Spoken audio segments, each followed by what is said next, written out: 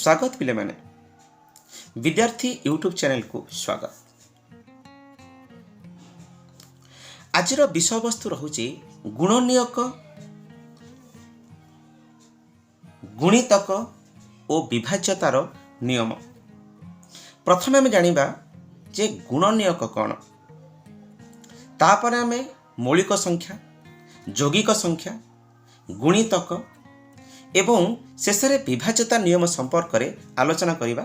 से भिडियोटी को निश्चित भाव में शेष जाए देखंतु, जहाद्वारा ए सब संपर्क में आम भल भाव में बुझीपर। प्रथम पिले माने आम जानिबा जे गुणनियक कौन। पिले माने आम प्रत्येक संख्या को केतोटी संख्यार जोगफल आकार प्रथम प्रकाश करिपरिबा। धरा जाओ मो पाखे गोटे संख्या अच्छी 4 को मुझे लिखिपारि जे 1 मिशाण 3, 4 को मुझे लिखिपारि 2 मिशाण 2। से भली पिले मो पाखे संख्या मानक अच्छी 5 को मुझे लिखिपारि 1 मिशाण 4, 2 मिशाण 3, 3 मिशाण 2, 4 मिशाण 1। जेमिति आमे एई संख्या गुड़ी को माने 4 और 5 को अनेक संख्यार जोगफल रूप में प्रकाश करिपारले, से भली प्रत्येक संख्या को मध्य आमे केतोटी संख्यार गुणफल आकार रे प्रकाश करिपारिबा। धरा जो मो पाखरे से 4 अछि, 4 मु कहि परिबि जे 1 गुणन 4, से भली 4 को कहि परिबि 2 गुणन 2। 5 मो पाखरे अछि, 5 को मु कहि परिबि 1 गुणन 5।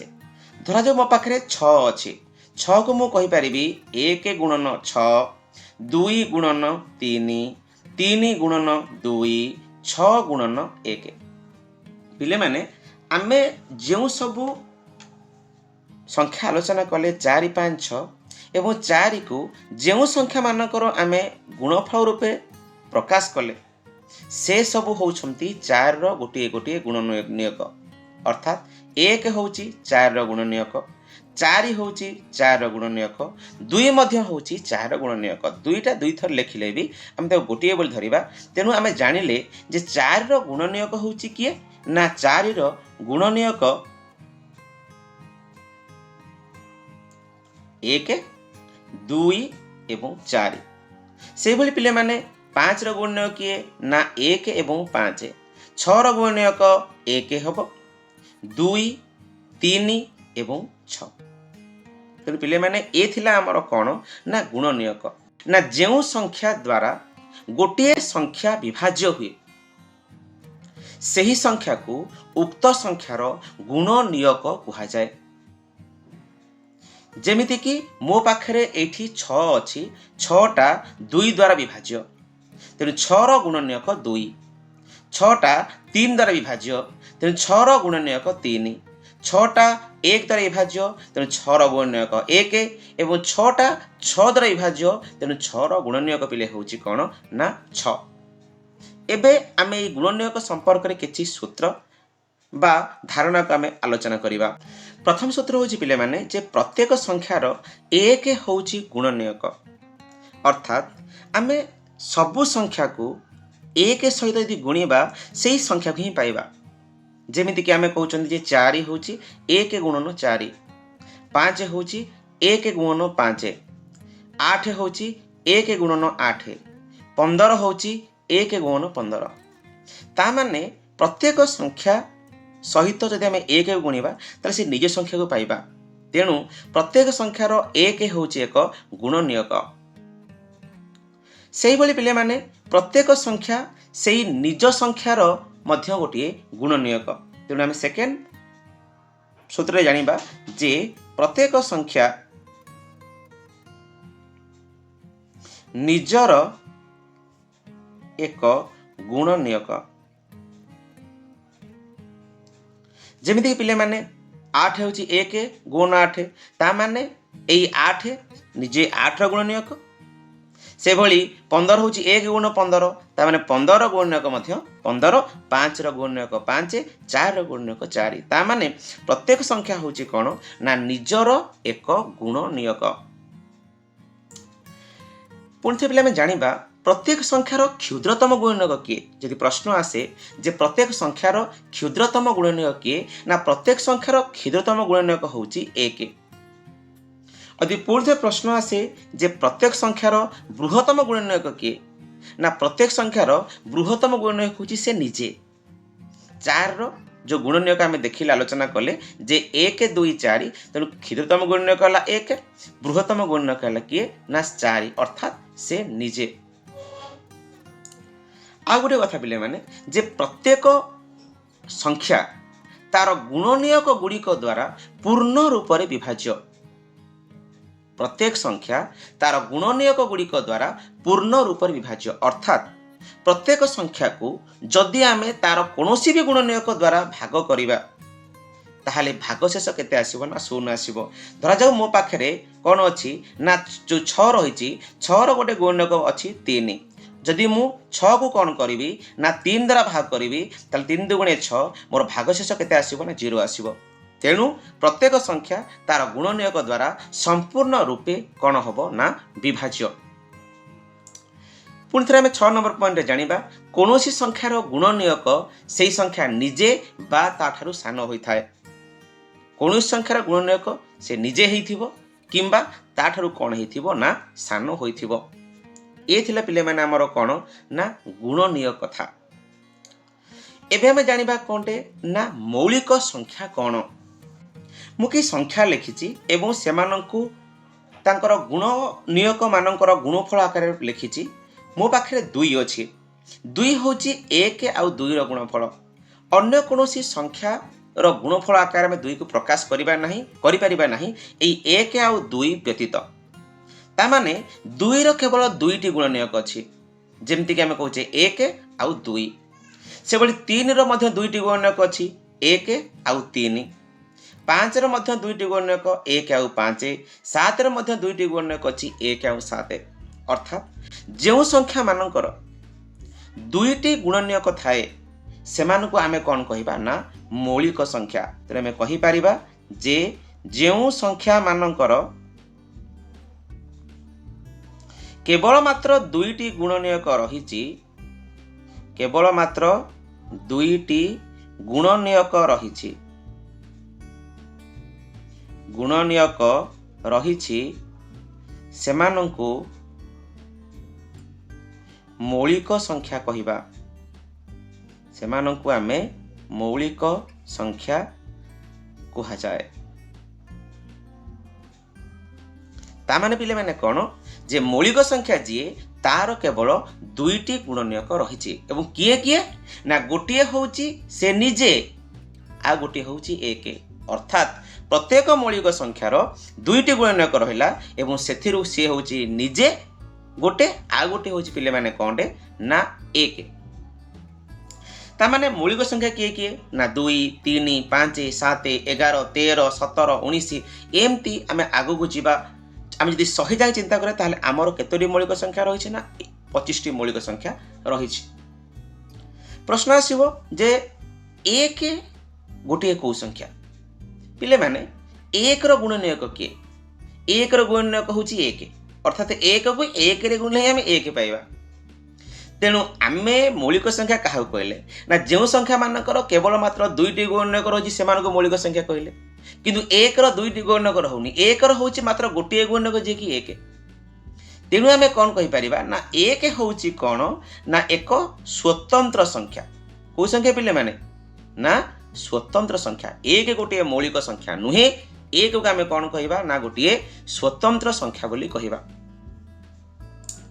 एबे पिले आमे जानिबा यौगिक संख्या होउछि कोन।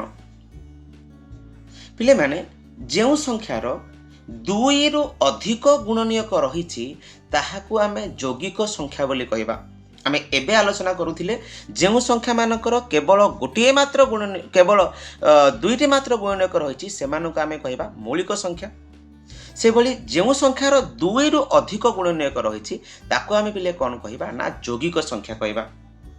जेमिति कि आमे कहिबा जे 4 पिले 4 रो कोन होछि ना 3टी गुणनीयक रहिछि 1 2 4 तेणु 4 गोटे यौगिक संख्या से भली 6 8 10 9 ए समस्त होचंदी पिले कौनटे ना यौगिक संख्या। तेबे आमे बर्तमान क्लियर हेले जे मौलिक संख्या कौन ना जो संख्या मानकर केवल मात्र दुईटी गुणक रही गोटे 1 एवं से निजे सी हेले मौलिक संख्या एवं जो संख्या मानकर 2 रु अधिक गुणक रही ताके आमे कौन कहिबा ना यौगिक संख्या बोली ही कहि परिबा। एबे पिले मात्र गोटे कथा मनरे आसिला आमे एबे आ गोटे संज्ञा जानिबा जे जमज मौलिक काहा कहंती। बर्तमान आमे जानिबा जे जमज मौलिक कौन जो दुईटी संख्या मध्यरे केवल गोटे मात्र यौगिक संख्या थाए। जो दुईटी मौलिक संख्या मध्यरे पिले माने से कहिला जे जो दुईटी मौलिक संख्या मध्यरे केवल गोटे मात्र यौगिक संख्या थाए आमे से मौलिक संख्या दुईटी को जमज मौलिक संख्या कही था। जेमिति कि मनेकर मुने भी 3 आउ 5 3 गोटे होची पिले माने मौलिक संख्या 5 भी गोटे मौलिक संख्या 3 आउ 5 भितरे गोटे यौगिक संख्या रहिला किए ना 4। तेणु आमे कोन करिबा ना 3 आउ 5 को आमे कहिबा कोन पिलेन कहिबा ना जम मौलिक।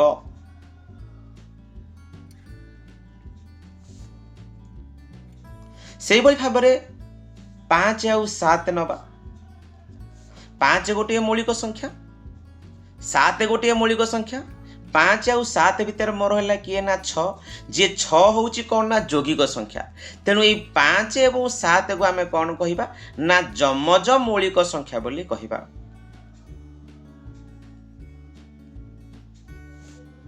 से भली पिले माने हमर हेई परिबो कोन हेई परिबो ना 11 आउ 13 हेई परिबो ता भितर 12 रही जाउछि।